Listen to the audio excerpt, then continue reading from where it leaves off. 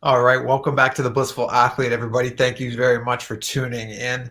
For those of you who are new here, don't know me, my name is Sri Nithyananda. I'm an ordained Nithyananda Yoga Acharya. Over the past 3 years or so, I was living in India and I studied directly under enlightened master, the avatar, Bhagavan Sri Nityananda Paramashivam. And in today's video, we got on Saturdays, I'm doing the live Q&As. And I usually start off with a little topic. And today I'm going to talk about 3 ways that you can not awaken your Kundalini. Even if your Kundalini is already awakened, this will help increase the energy flow, increase the Shakti, increase the prana in you. So whether you already have an awakened Kundalini or whether it's not yet awakened, I'm going to give you 3 ways that can really help encourage that along a little bit more. And these aren't the exact or the best 3 methods. Something as simple as focusing and just consciously choosing in or consciously breathing in bliss. Breathing in bliss and joy and love, that itself is a way to kindle the Kundalini. And so there's a lot of different techniques. And in today's video, I'm just going to give 3 that I know are very powerful just from my own experience. And I'll dive a little bit into each one of these 3. And then after that, we'll open things up for a Q&A as always. And so if you are here, thank you so much for tuning in. I truly appreciate that. And while we just wait in this live stream for more people to join in, if you have not yet subscribed to the channel, please do so. And I love to share a lot of my own experiences from not just yoga, but my spiritual experiences. I think I can bring a lot of value to anybody that's on the path. And so I definitely would recommend subscribing and hitting the bell icon. And of course, if you do end up liking this video, then please give me a thumbs up as we go along. And so with that, we'll jump into these 3 things. I'll call them things. I shouldn't really call them things, but three ways, 3 methodologies, 3 techniques to awaken Kundalini within you. And the first one I know is, I was just talking to somebody yesterday on the phone, and I was talking to them about Kundalini, and I compare, being a former professional athlete as a hockey player, I like to compare everything to the gym and weight training and things like that, just or the team. It just transitions really well. And with Kundalini, one thing I want you to imagine like a deadlift. So if you don't know what a deadlift is, you got a bar and you load it up with as much weight as you can. And all you're doing is the bar's just laying on the ground, and from a dead position, you got to just pick it up. And that's the movement. But it's a really heavy movement. It puts a tremendous load on your nervous system. And really, it's one of those king exercises that everybody should be doing. And the reason why I'm comparing a deadlift to Kundalini is because rather than lifting up all that weight, what Kundalini is it's this dormant, heavy dormant energy that's within you, and you got to lift it up from that dead position, in a sense, especially if you're somebody that doesn't have a guru and don't have your Kundalini awakened. This is why it's so difficult to awaken it yourself. Yes, it's possible, but I've compared it multiple times to like taking 2 rocks and trying to get a spark to start a fire. It can take a very long time to awaken the Kundalini that way. But one way that you can really engage and pull the Kundalini up is really by authenticating your yoga practice even more. When I was in India, it was incredible experience to be there, because it was mandatory for you to be doing everything completely, fully integrated. And really, we're mapping this space to everywhere else, and we're creating like little e-kailasas or spaces online where the integrity is very strong. But the authenticity of your practice is so important. And obviously, you're going to say, yeah, of course, Drita, practice yoga to awaken Kundalini. But there's a big difference between how you're practicing yoga in the West and how it should be taught as per scriptures. There's not too many teachers that are very integrated to performing yoga, specifically during Brahma Mahurta, for instance. Brahma Mahurta being roughly a time period between 4:30 and 6, and it does vary depending on the time of year. But performing yoga during that time, from my experience, there's no comparison. There's really no comparison for Kundalini awakening. The prana at that time of the day, I feel like it's the way I describe it, it's like it's most supple, it's most available for you to take in.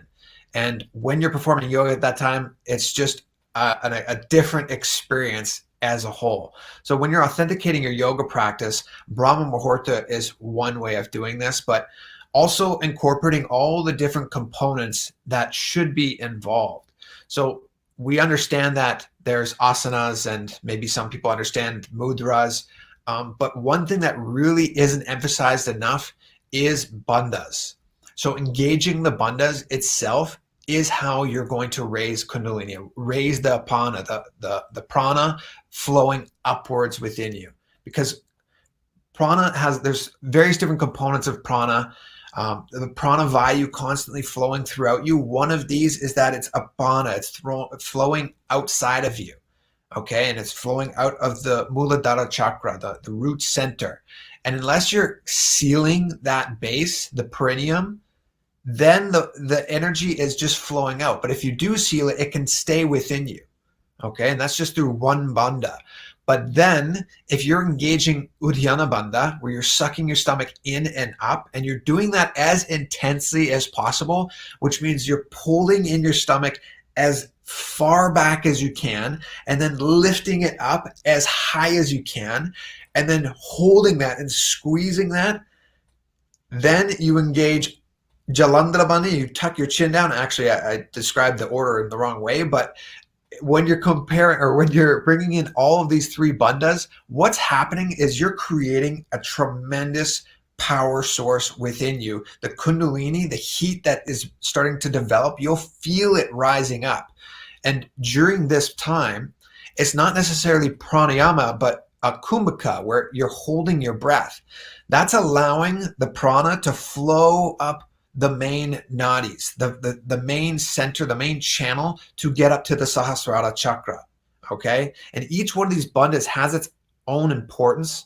For instance, Jalandhara bandha, when you don't lock your chin down, there's scripture that says the Sahasrara chakra is constantly showering, it's constantly releasing amrita, nectar. But as soon as it gets down to the Agni, the navel center, it just disintegrates and it's gone.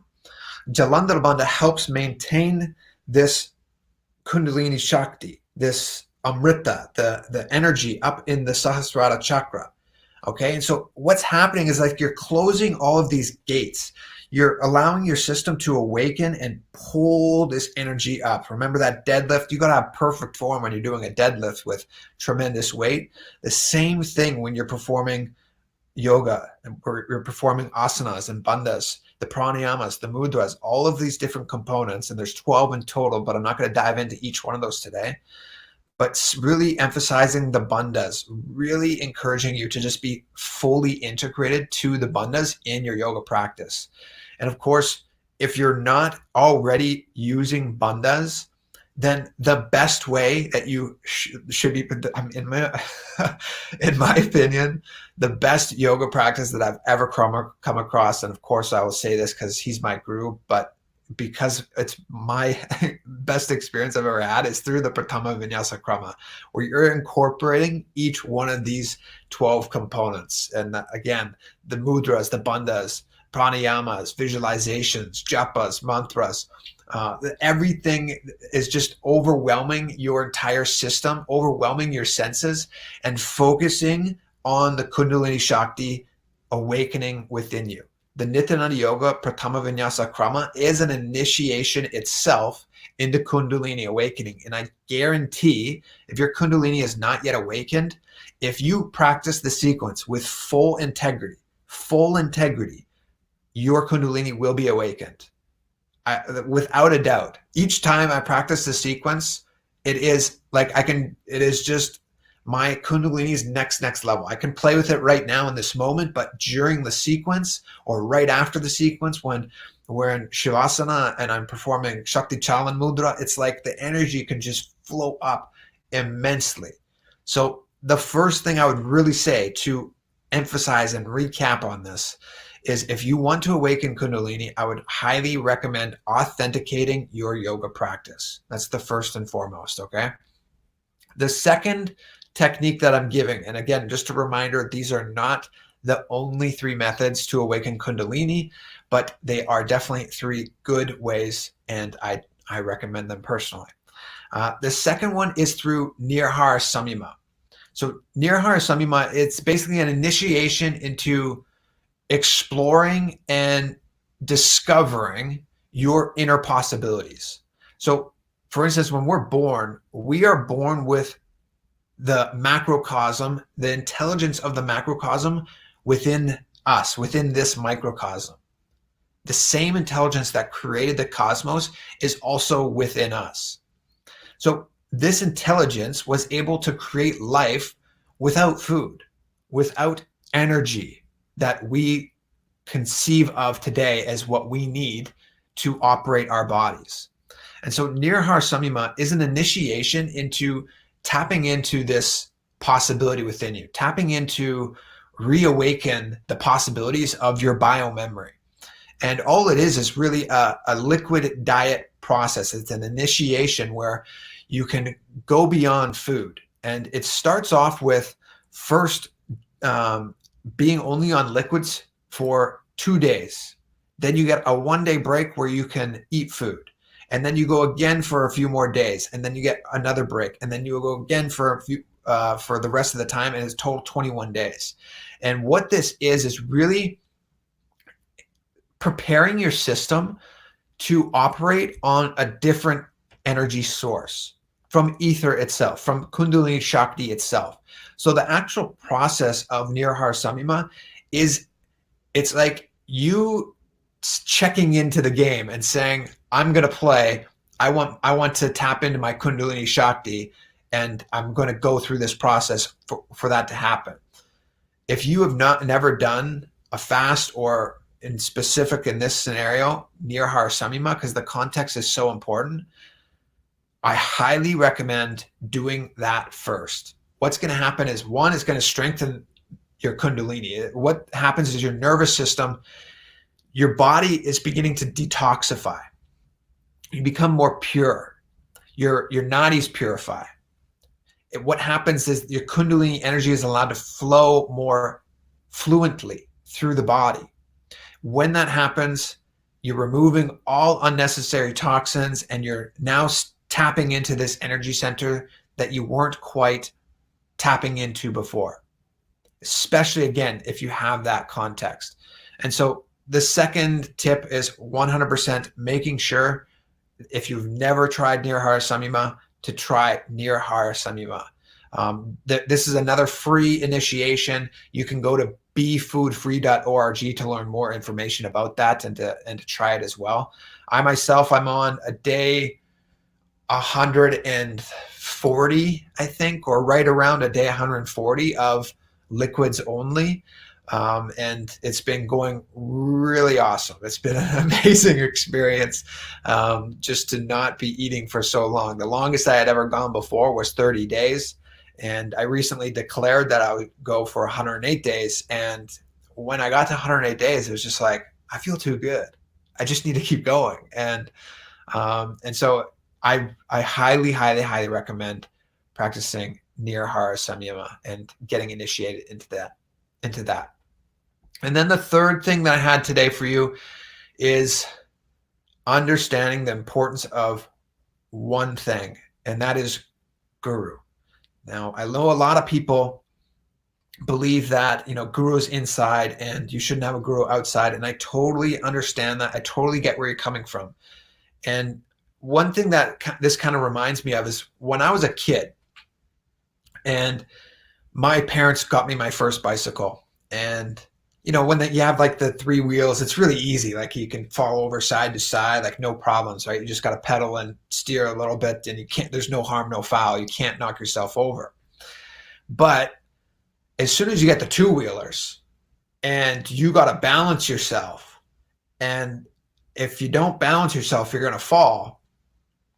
Now things become a little bit more complicated, right? And so, of course, my dad, he would like be right there with me. He'd be standing in front of me holding the handles and, be backpedaling with me to help me balance and make sure that I got it. And he would show me how to adjust the handles. And then he would show me to, how to turn and to keep my balance. And so he was there guiding, right? Just like I'm sure you were guided when you were riding your bicycle for the first time and learning how to ride it. And so in that moment, who taught you to ride the bike? You can say that it was your parents, that for me, it was my dad. And in a sense, he was, but in actuality, it was me that taught myself to ride the bike. I was the one that had to get that click to first catch my balance and understand, I can do this, like this is how you stay up. And so, yes, inside, I was the one that got the click and I was the one that did it for myself in a sense. However, that would never have been possible if it weren't for my dad, if it weren't for my bike guru, my guru in that moment. And if you think about it, we have gurus for everything. We might not label them as gurus, but they are. If you don't have $1 billion and you want to get $1 billion, then you would probably go to somebody that's earned $1 billion so you can learn how to get $1 billion. Simultaneously, if you don't have $1 billion, there's a reason you don't have $1 billion. It's because you don't yet have the cognitions. You have not yet internalized certain truths of how to manifest and create wealth. And therefore, you're not manifesting the wealth. And so in that scenario, having a guru would help you. Having a guru for your spiritual path is necessary. I always say it's like having a GPS system. You don't even know where you're going right now to be spiritual. All people understand is like, yeah, I need to meditate, but ultimately there's something else that you don't know and you need to be taught in order to achieve that. And there's countless scriptures talking about how Guru awakens Kundalini. One of my favorites is from Hatha Pradipika of Svatmarama, where he speaks on, enlightened sage Svatmarama speaks on how the Guru awakens the snake of Kundalini within you, like beating a snake with a stick. It just stands upright. The same thing, that was exactly my experience. My Guru, he gave us an initiation. He said, Om Namah Shivaya. And I was just like, ding. All of a sudden it woke up, like just a sharp sensation, done. I knew my Guru had awakened my Kundalini. So in that scenario, from my experience, Guru was 100% the only reason my Kundalini was awakened. Everything that I was doing and I was trying to learn online and practice with yoga and everything didn't work. But as soon as I went to him, it got awakened. Okay. And so I really just recommend, without a doubt, if your Kundalini is not awakened, to seek out an enlightened being, an enlightened master. Yes, I would recommend my Guru because I've experienced so many incredible things, as well as just this Kundalini awakening and the Nirahara Samyama, etc. But I'm not like, go and seek your own truths as well. I'm not here to tell you what to do. Okay. And so those are my 3 tips for awakening your Kundalini. Is one, and this is if your Kundalini is either awakened or not, that does not matter. But the first thing is really authenticating your yoga practice. Are you performing it during Brahma Mahurta? Are you engaging all of the components? Are you performing with full integrity, especially the bandhas? Are you kindling the Kundalini Shakti within you just through bandhas itself? You could be sweating bullets if you're engaging your bandhas properly. Are you performing pranayamas? And more importantly, the kumbhaka. It's the kumbhaka that awakens the Kundalini, that really pulls up the Apana. And then the other thing that we talked about, the second tip, was Nirahara Samyama. So performing Nirahara Samyama means you're on a liquid diet in a sense, but you're tapping into this innate intelligence within you. You're tapping into the biomemory within you. Okay. And if you want to learn more about that, befoodfree.org. And it's just the letter B, not BE, just the letter B, foodfree.org. And then the third tip is looking into guru, learning more about gurus, what they are. If you're new here and you don't know anything about gurus, that's fine. Learn about gurus. They are real. I don't care what anybody says. Oh, it's a cult, etc. That's all irrelevant. Those are people that don't understand the full context of the yogic lifestyle of Sanatana Hindu Dharma. And I highly, highly recommend seeking out a guru. They will 100% awaken your Kundalini and your third eye. And if you perform the Prathama Vinyasa Krama, the 108 asana sequence that is Nithyananda yoga, that itself is an initiation into Kundalini and third eye awakening.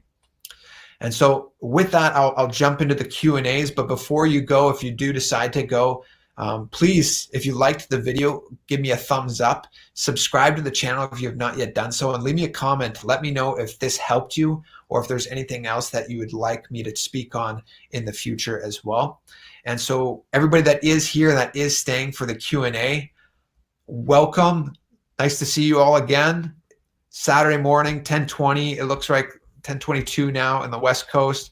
I appreciate everybody showing up and excited to speak with you all. Hey, Christy. Hey, Ty. Shula Nityanandam. Hansa Raju. Hello. Amari. Thank you. Hansa Raju. Questions on sleep. Can you conquer sleep? Is there such a Shakti? Yes, you can. So the question was on sleep. Can you conquer sleep? Is there such a Shakti? It's called Kodakesha. Going beyond sleep, Kodakesha. And it is 100% possible. When I was in India, I mean, I've said this a lot in a lot of my videos. We slept 3.5 hours every night for 3 years.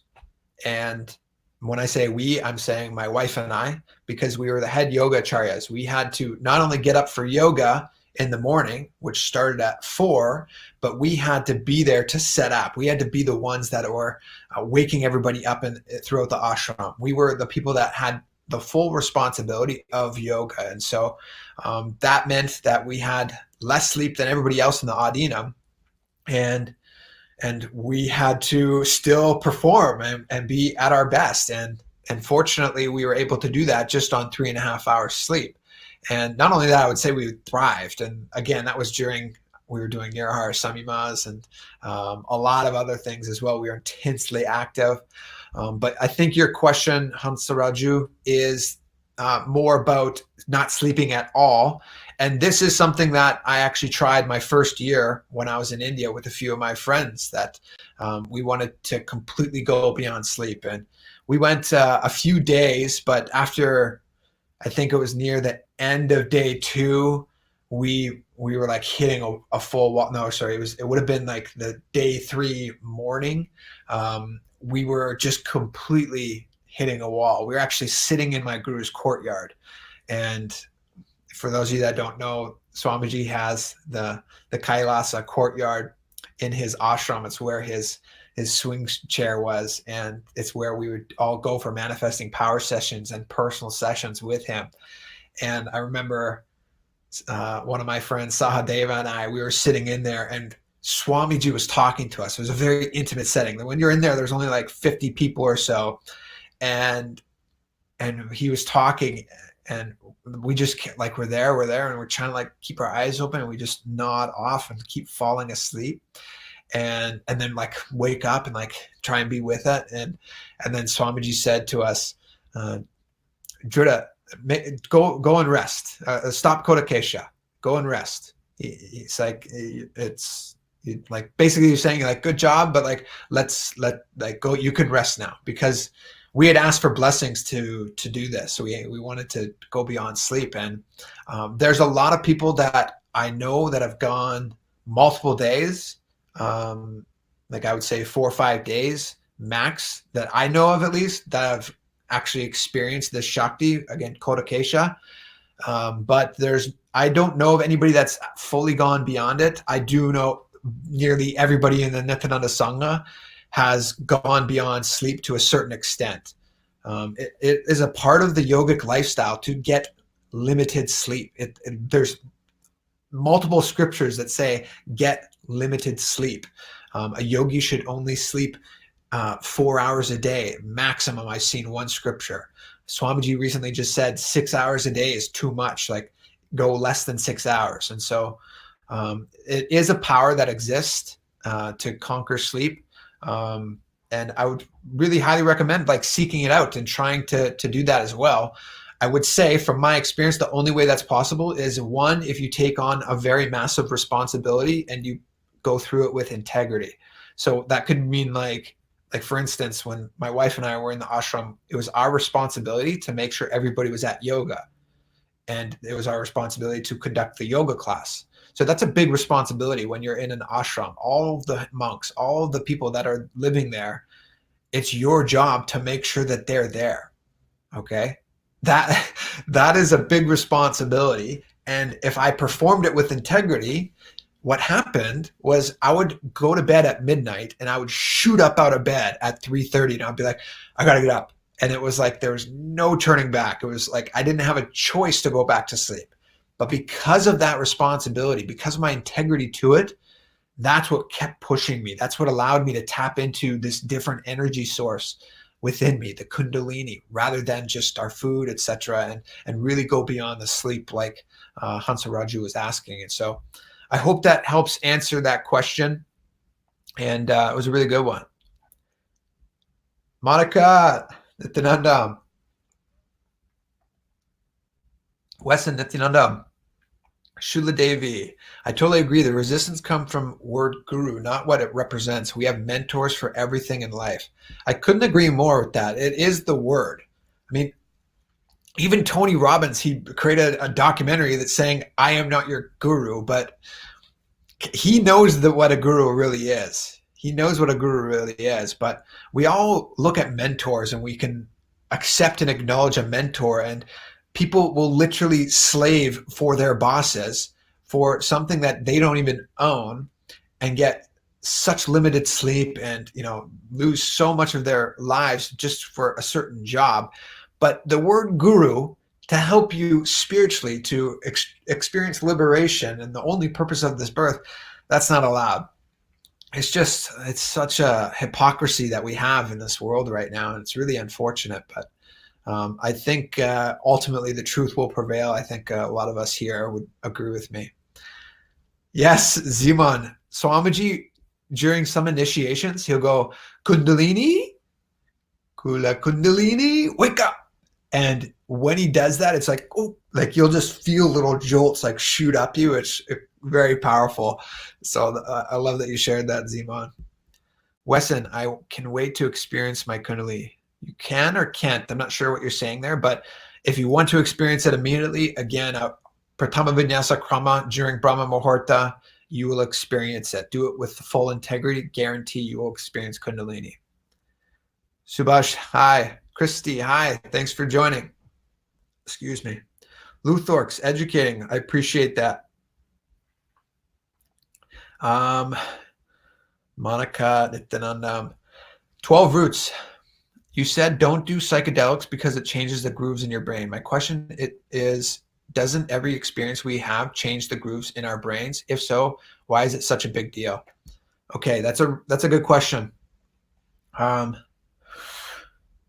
everything we're doing is one of the greatest things that we've discovered about the brain is its possibility of neuroplasticity, meaning it can literally change itself. You can grow new gray matter just from meditating, for instance. Just from not thinking, your brain can grow. By thinking certain patterns continuously, you're creating stronger connections. The neurons are connecting stronger. I'm not a brain genius with this, but you're developing stronger neural pathways. That I can say. And so what you think on a day-to-day basis is really important, right? Now, the thing is, these networks, these systems can get fried. They can get overwhelmed, just like any energy circuit that you have in your life today. The circuitry can get overwhelmed, it can get overheated, and it can fry out, right? The same thing is happening with psychedelics. When you're pumping whatever the sauce, the DMT or the LSD into your body, in your system, that's like trying to shove like a potato down a straw or something, you know? And the thing is, it's going to get through with the use of the drugs, but that does not mean that your system was ready for it. It's like trying to do a squat with 1,000 pounds when you don't even know how to squat. Like, the thing is, it's just so overwhelming for your system that it does have, for instance, ayahuasca, I do believe it does have its place for people that would never otherwise ever wake up. And this is like somebody that they're on their deathbed in a sense, and you just somehow get them to an ayahuasca ceremony. And in that scenario where it's death, or you get them to an ayahuasca scenario or an ayahuasca ceremony, then I would say, okay, if you can do that. But other than that, I think it just doesn't have a place in spiritual seeking. When you're very authentic and seeking the truth, it's going to overwhelm your system. It's going to fry the grooves in your brain. I'm not sure if I'm really diving into exactly what you asked, and I really can't break it down scientifically, to be honest with you. That's not my expertise, but I do understand the importance of proper preparation, preparing your body, preparing your mind for accepting something when it's right, when the time is right. And LSD and ayahuasca, taking those things continuously, they're just crutches. They're no actual tool for you to experience and hold the state itself. It's like steroids. You can take steroids and get strong, but as soon as you get off cycle, you're gonna drop back down. And it's really unfortunate that people that continuously seek out these psychedelics, because they're trying to grasp and get to this space, but again and again, it's like it just slips through your hands continuously, and you'll never actually grab onto it. In the meanwhile, you're burning out your system, you're burning out your circuitry. So I hope that helps, 12 Roots. Liberated Prince heals, Nithyananda.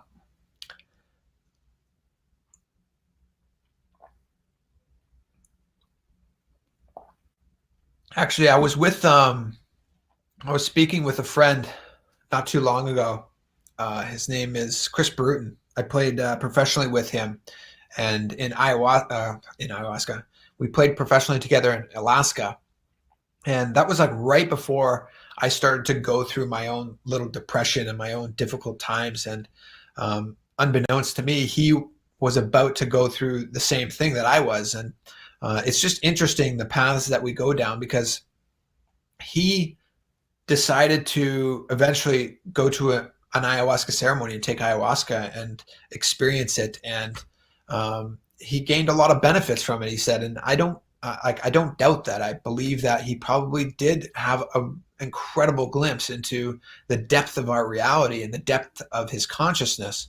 But at the same time, what I was telling him was, I was also thinking about going to Peru and doing an ayahuasca ceremony, and really, I just wanted to experience a real profound spiritual happening. I wanted to experience super consciousness. And for whatever reason, I was blessed with finding Swamiji, going to Inner Awakening, and I did get that experience naturally, though. I went through what Swamiji refers to as the samskara dahana kriya, the completion process. And I actually did that for 3 years straight, basically, not straight, but 3 years in a row.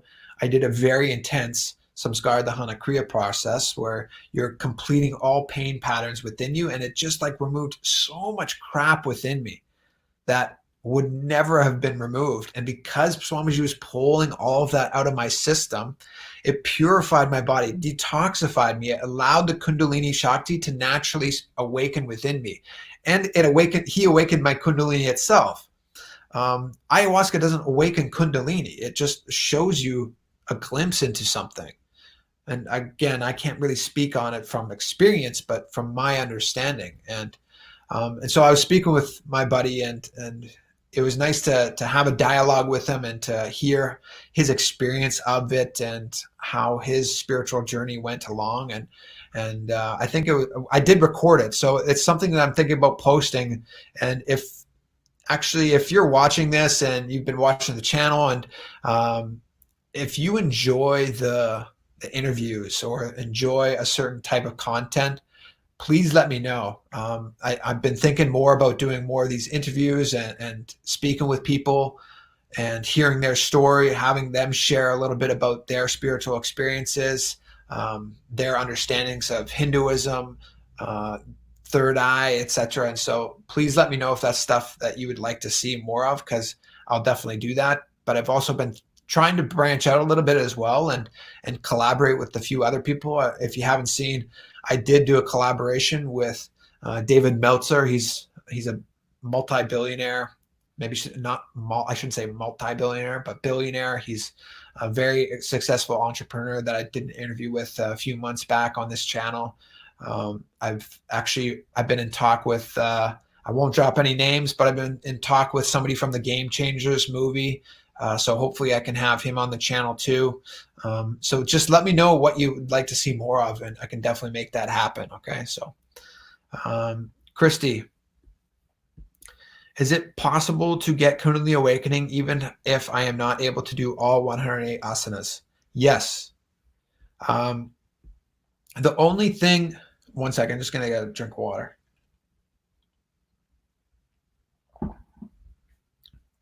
The only thing that you need is your integrity to the asana. I can't even perform all 108 asanas perfectly myself. But if you're integrated to the asana, that's what matters most. And performing with authenticity, I think we can all maybe understand this and agree to this, that, especially if you're getting up in the morning and doing it during Brahma Mahurta, it can be very challenging to get going. It's like waking up and it's freezing cold outside, and you got to go turn the car on and let the car run for a few minutes and scrape the windshield and really prepare yourself for the morning drive. The same thing with our bodies. It can be so challenging to wake up and wake the body up and all of a sudden just be 100 miles an hour, like merging onto the freeway with all these other cars that are already up and racing, right? But if you are able to wake up and it's like, I always call it like just checking in, like taking a moment to set your context. And this is why the ritual is conducted the way it is. This is why you start with your prayer. This is why you have a strong sankalpa. You're setting a strong intention before you begin your practice. It really, really, really does help with Kundalini Shakti. It really does help with bringing your integrity up to a certain level. Being a professional athlete, it's like I'd have to show up every day and be on my A game, whether it was a practice or a game. You need to make sure you're getting as a hockey player, you need to make sure you're getting to the rink. If you need to roll out your muscles, if you need to see the trainer to work on anything that's bothering you, you need to make sure all your equipment is ready to go, because practice itself is very serious. You're getting paid to be there. Like, imagine being an Olympic athlete, like what it takes, that type of integrity day in and day out to your craft, whatever the sport is. If you're not an athlete, if you're not playing a sport, your sport is yoga, is the morning yoga. And you got to show up every day and be ready. It's like, if you want to develop strength and size, that's great if you go to the gym for a couple of times, but you need to do it day in, day out for a very long period of time before you're actually going to see real beneficial results, like real visible results. But if you do have that integrity and you are willing to put in the time and the effort, and you're authentic to your practice, because it's your practice, this is your possibility to awaken Kundalini, to achieve this moksha, to take your life seriously. If you're willing to do that, I guarantee you, you have profound experiences. And there's so many people that I've met along the way, whether in my hockey career or in my spiritual sangha, that people come, they show up, they stick it out for a little bit, and then they just can't keep up with the boys. You know, like we'd always like, you want to be a pro, you got to act like a pro. You got to be a pro every day, in the gym, on the ice, at home, how you're relaxing, everything. You got to be 100% in. And it's a tough lifestyle as a professional athlete. And it's not an easy lifestyle as a yogi. You got to push your boundaries. You got to focus and be willing to go through some tough shit that you're not willing to go through on a day-to-day level. You know, we have the ability to keep ourselves in a comfort zone here in the matrix. But when you're in an ashram, or when you're really wanting to have profound spiritual experiences, you got to look into that stuff, and you got to be willing to, yeah, you might not like what you see, but you got to be willing to face it and move beyond it. And so there's a couple different types of seekers out there. One, they'll look into it and they'll just take the brunt force and accept whatever they need to accept. And on the other side, that's where that bliss resides. Or there's other seekers that, you know, they put their foot in the water, they put their toes in and be like, oh, this is wrong and that's not right. And, you know, like they'll find things that don't add up to their ideologies of what spirituality should be, or what it should take to achieve this incredible happening. And so they back off and they fall off. And unfortunately, they turn into abusers, and it's unfortunate for them because of the karma that they're getting. And but ultimately, Kundalini, yes, can be awakened. I'm coming all the way around on here, Christy, I'm sorry, but Kundalini can be awakened when you're fully integrated to the asanas, okay? Means to your ability of performing the asana. So if you can't, for instance, perform Mayurasana, that's totally fine. I understand that. But is that because you can't hold all of the weight on your wrists? Because if so, then just keep your feet on the ground as well, straight up behind you. If that's too uncomfortable, then maybe what you could do is put your forehead down on the ground. So what I mean by you being fully integrated to the asana to your fullest possibility is like you finding ways to make it work so that you are pushing yourself. There's no such thing, in my opinion. I can say that I haven't perfected any asana.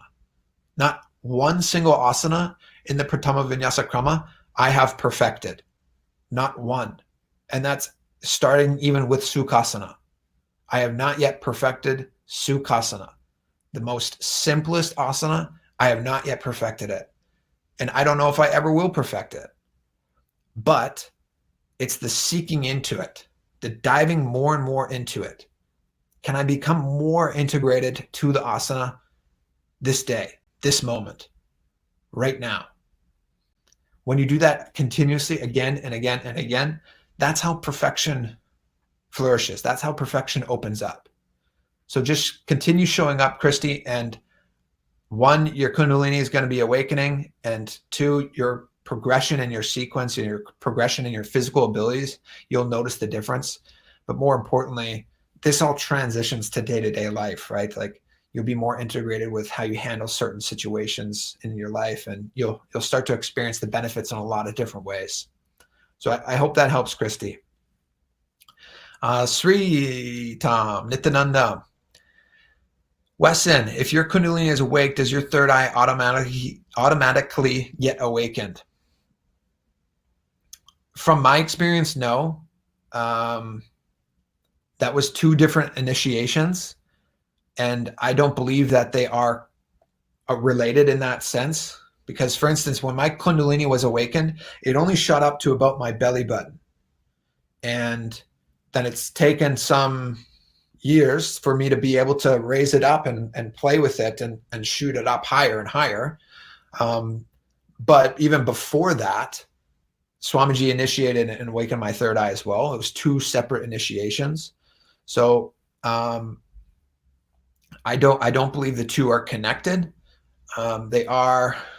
in that sense, I'm not an enlightened master.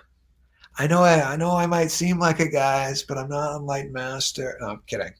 But I would say they're not connected in any way.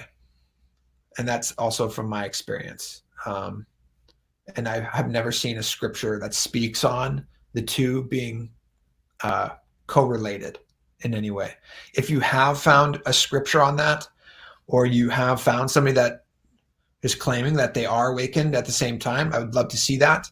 But that's not something that Swamiji's ever spoken on, or that I've ever seen or experienced or heard of as well.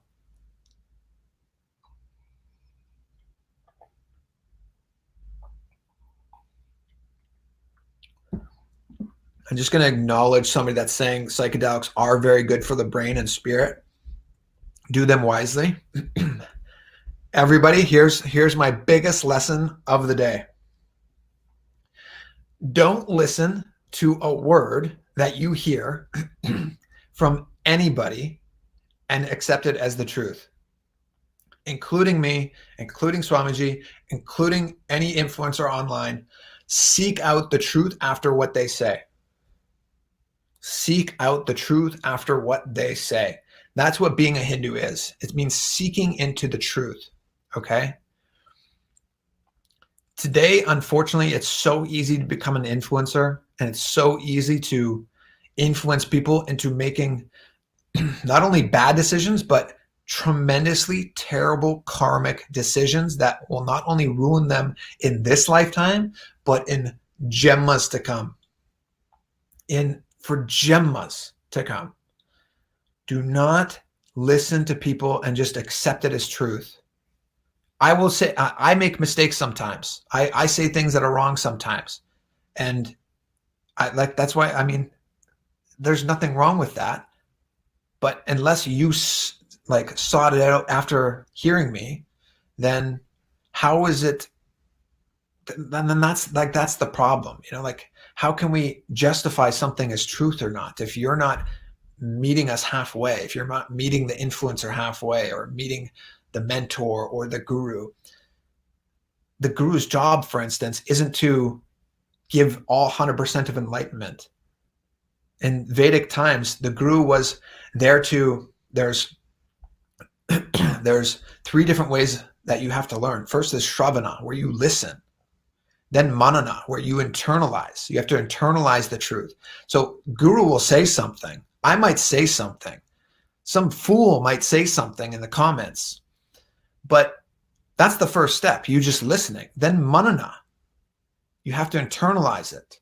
And this could mean like seeking out and discussing with other seekers, looking up information online in today's modern world, but internalizing it and chewing on it.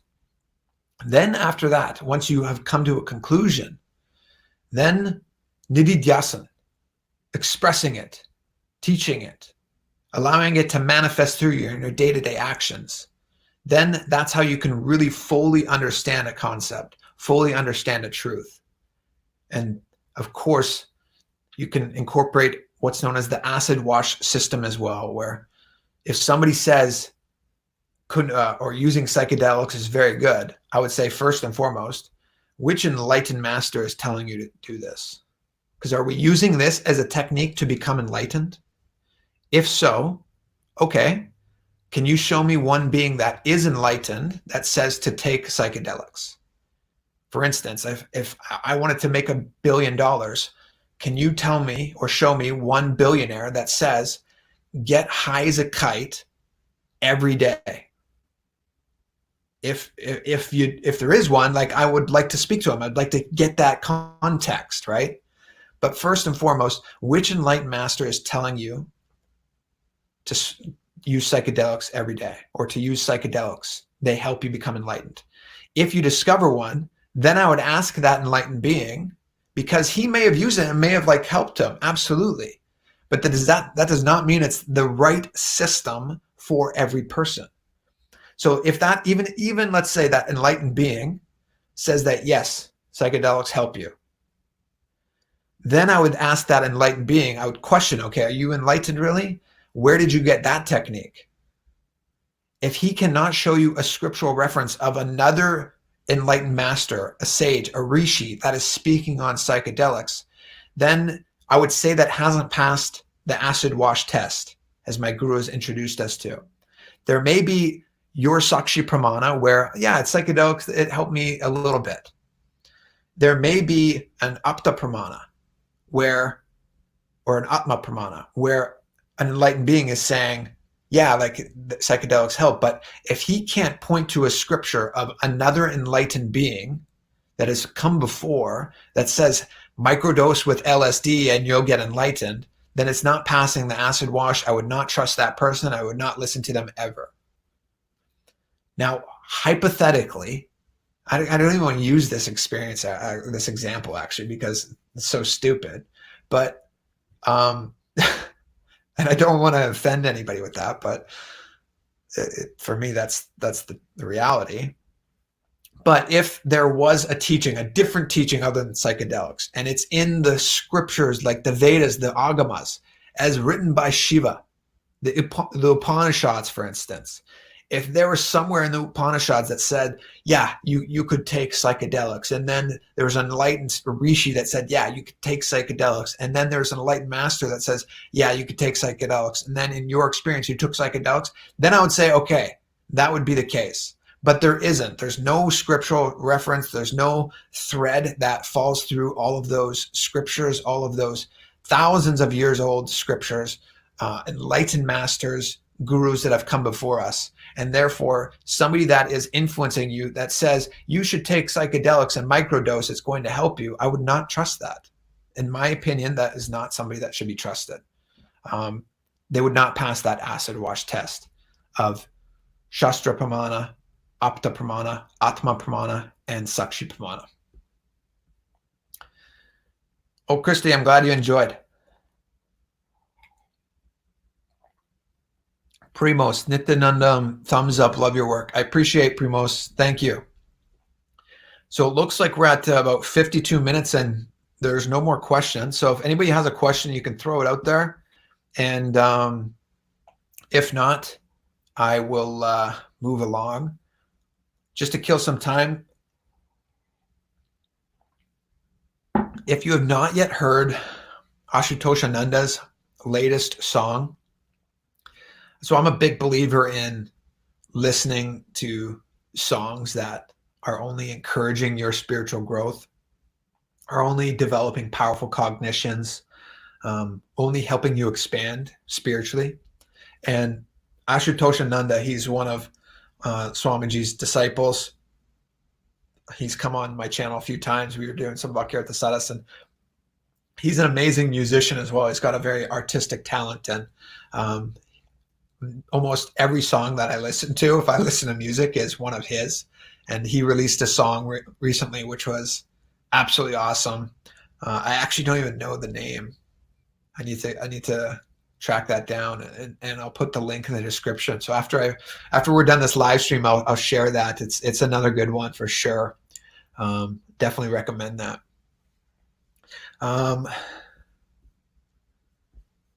Let's see. Oh, I'm seeing other questions actually in a different feed here. Maybe it just hasn't come through yet. Acting on acting. You online. Hi, brother. You very happy seeing you online. Look great. I can sense your energy. I have a question about the mantra Om Nithyananda Parameshivoham you recommend. Yes, what's your question, acting on acting? For those of you who do not know, the Mahavakya, the mantra that my guru Swamiji has initiated us into, is Om Nithyananda Parameshivoham. And he says, meditate on this, perform japa, japa, manasa japa. There's various different forms of japa that can be performed. And you can, my favorite is just having it like internalizing it and visualizing it in the throat center and the Vishuddhi chakra. When you're listening to the mantra, when you're chanting it yourself, what you'll experience is literally the vibration of it, right? So we all understand this whole universe is vibrating and everything is atoms and it's all moving at a certain frequency, right? The Mahavakya, Om, starts with Om, the sound that created the cosmos, that's still reverberating. And I gave this visualization one time and I actually loved it a lot.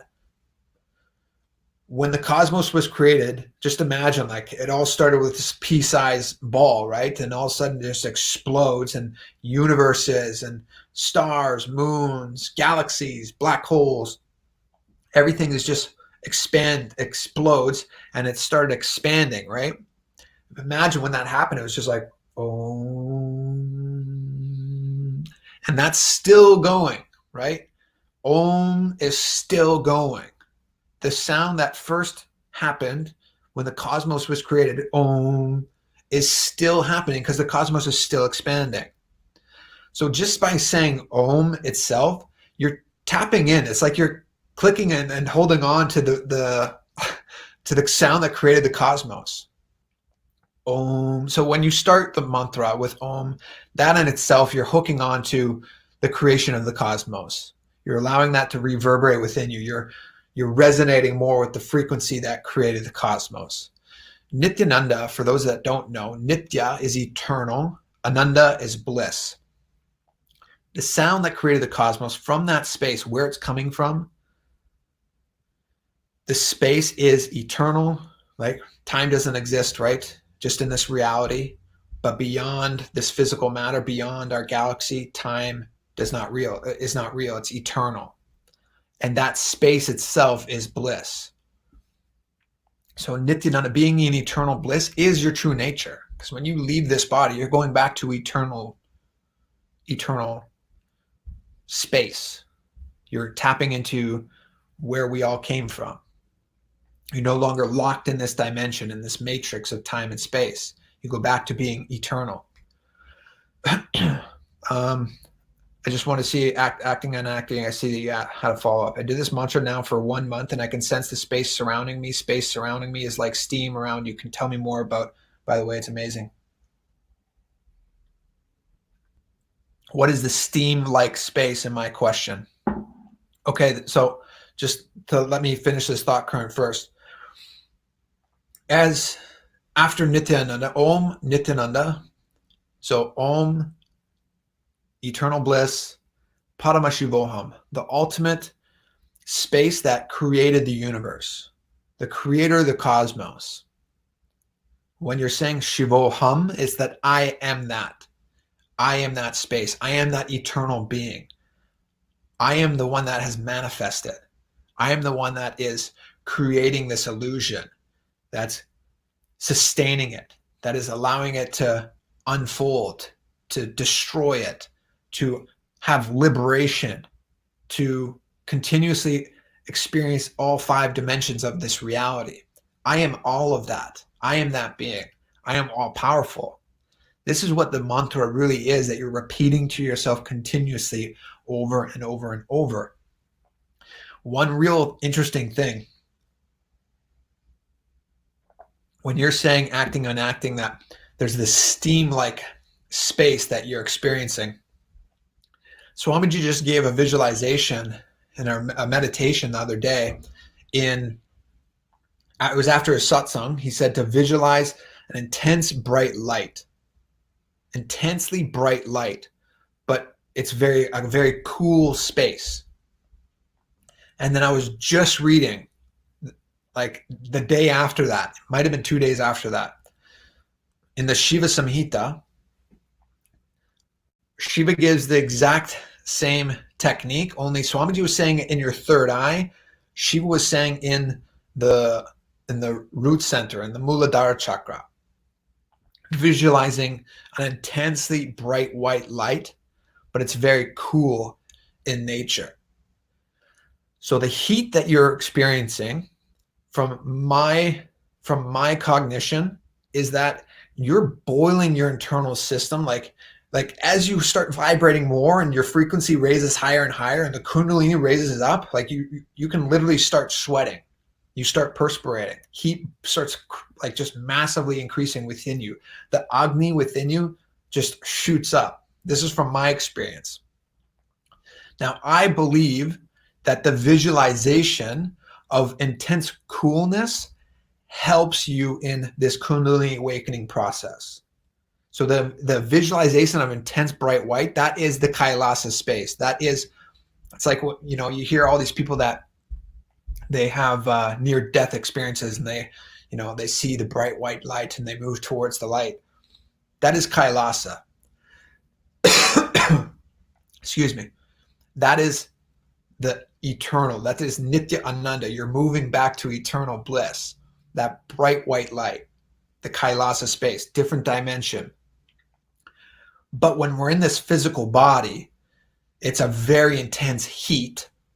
And thus, if our system isn't completely pure, if we have not been, for instance, like somebody that was a meat eater or something, they're not going to be able to experience the true benefits of yoga. Their system's really going to start to heat up even more and more and more. But the more that your system is purified, the nadis are detoxified, the more your system can vibrate to that higher frequency more and more and more. So that steam, that heat that you're feeling is just the increase of the Kundalini Shakti within you. And when Swamiji is saying to visualize the coolness, just as Shiva is saying in the Shiva Samhita, the coolness within the root chakra, that is only going to help you with that experience. So I think that should answer that question. Again, that's from my own experience, my own understanding. We've hit an hour or so, and I'm actually, if you can tell, I'm starting to lose my voice. So with that, I'll end it here. I don't see any other questions anyway, so that's helpful. I don't normally talk for an hour straight these days, so it's nice. I like project so much, you know.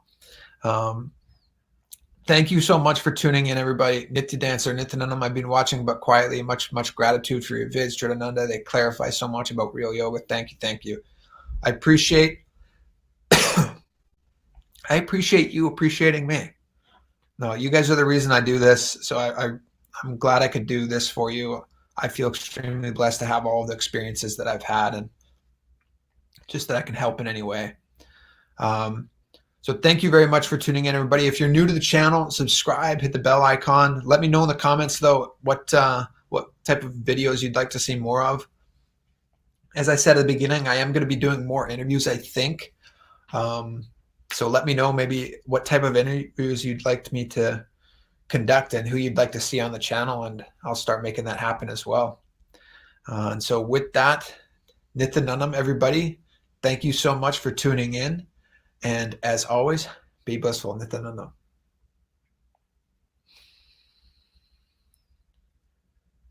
Om Purnamadav Purnamidam Purnat Purnamudachyate Purnasya Purnamadaya Purnameva Vashishyade. Om Shanti Shanti Shanti.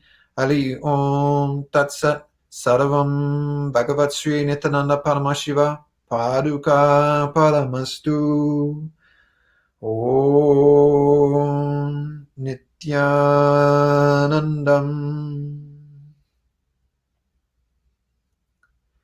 Nithyanandam, everybody. Have a great weekend, and we will see you all again soon, I am sure. Take care and be blissful.